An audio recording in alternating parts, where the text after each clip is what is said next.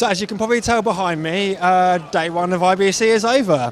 It's been a pretty busy day from my perspective, but what have you found interesting, James? Well, from my perspective, I heard a term I hadn't come across yet today. That was at the Panasonic press conference this morning. They kept using the term MOIP. They kept pushing it. Now, you've probably heard video over IP, audio over IP.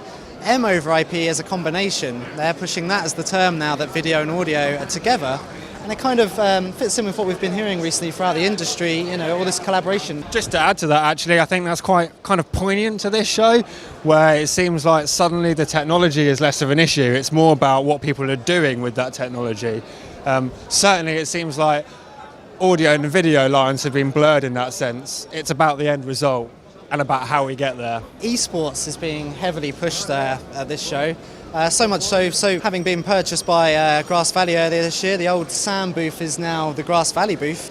And at the forefront of that, front and centre, is esports. Hidden behind that is newsrooms and everything else. So they're really pushing that with a Rocket League tournament going on. And several other booths throughout the show are also highlighting Fortnite among other games. I'm not quite sure how that all fits into the typical kind of production landscape that we're used to, though. Esports feels like a bit of a buzzword for me now, and I guess we're going to have to wait and see over the next few days, really, what people are actually talking about and why we should really care about esports. But certainly does seem to be a very big thing. The other kind of technology buzzword that I don't really know what it means for our industry is blockchain. I've heard this mentioned a lot now, and chances are probably most of you just think of Bitcoin and things like that when you think of blockchain. Apparently that's not all it's about. It goes much beyond that, and there are really big ramifications for what it could do for our industry. So I think personally I'm going to have to try and find out a little bit more about what that actually means for us.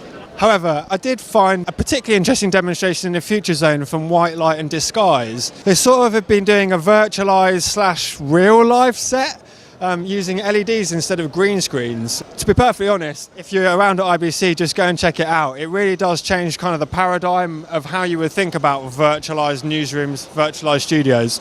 I think for me the other interesting sort of topic today was DPA Microphones launched the new sub-miniature range.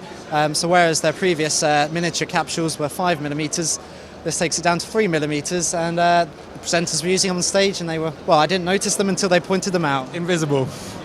I think that's what they're going for. Well, and DPA certainly hasn't been the only one to launch new products here. We're going to focus more on the trends this year than the products, but you can be sure that we'll be bringing you all the news over the next couple of days as it happens.